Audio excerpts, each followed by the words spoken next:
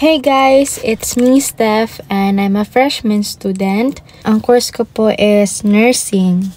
The time is already 1:21 p.m. in the afternoon. Today is January 26, linggo na po ngayon, and bukas is Monday na naman.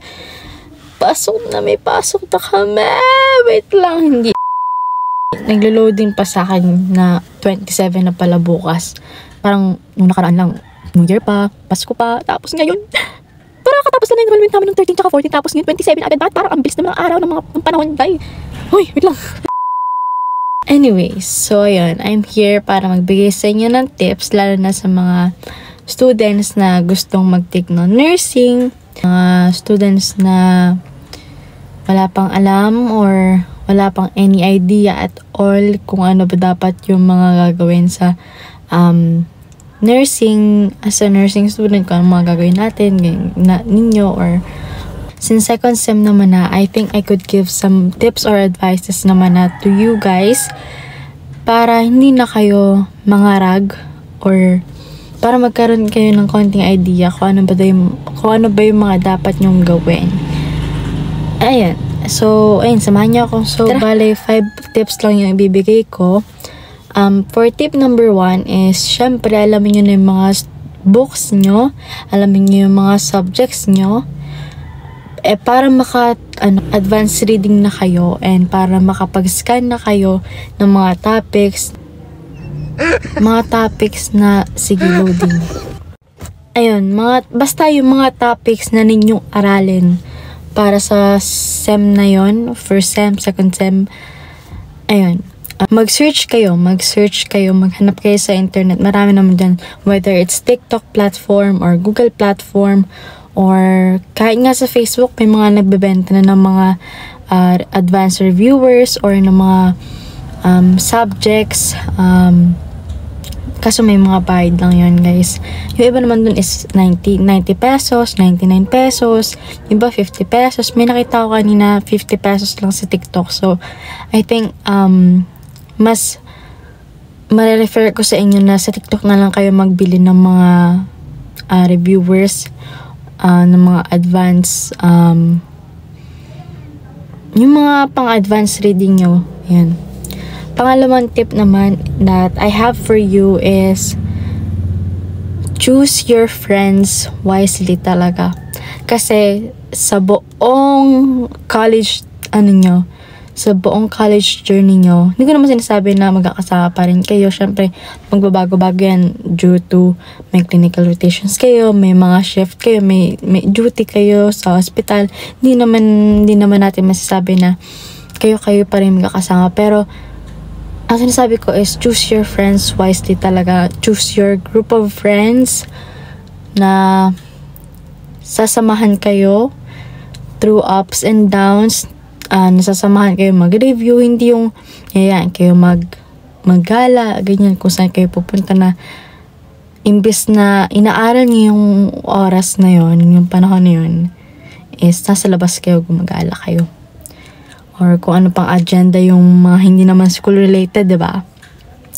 So, ayun, choose your friends wisely talaga. Kasi ako, na-experience ko na yan na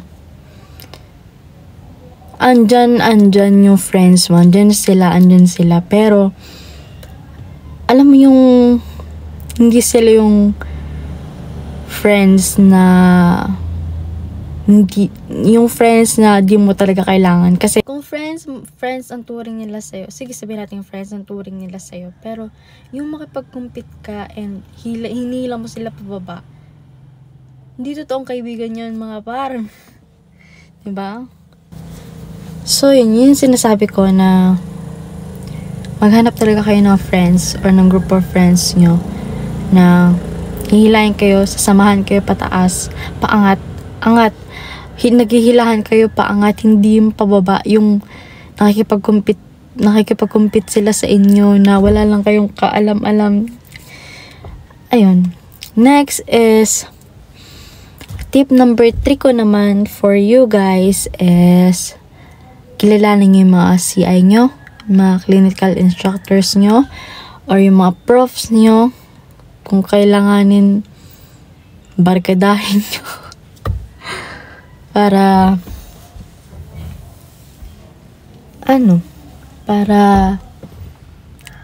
extra points. Charot.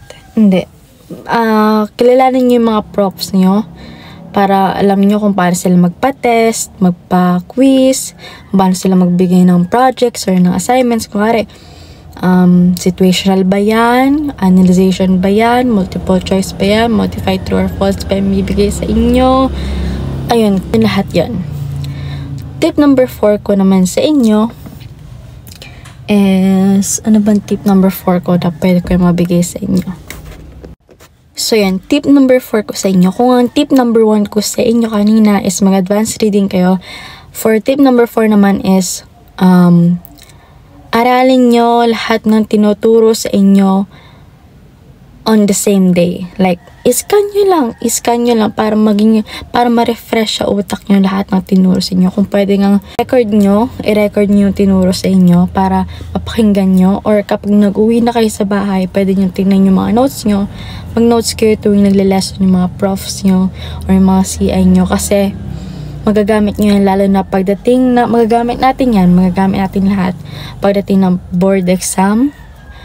Magagamit natin yan kapag nag-duty na tayo. Magagamit natin yan kapag may clinical rotations tayo and such. Ayan. So, very important talaga ang pag-take down notes or ang pag-aaral on the same day. Kunwari, nagturo ang prof mo ngayon. Di naman required na basahin mo yung buong libro. Ang sinasabi ko lang is, basahin nyo or kahit i-scan nyo lang yung notes nyo or yung books nyo para ma-refresh sa utak nyo lahat ng tinuro ngayon. Para if ever na may pa-surprise quiz, makakasagot kayo. So, tip number 5, last tip ko sa inyo is mag-relax kayo, guys.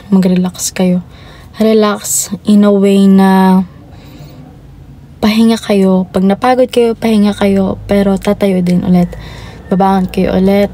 Hindi excuse yung stress na ako, nakaka-pressure, ino-overthink ko lahat, ganyan.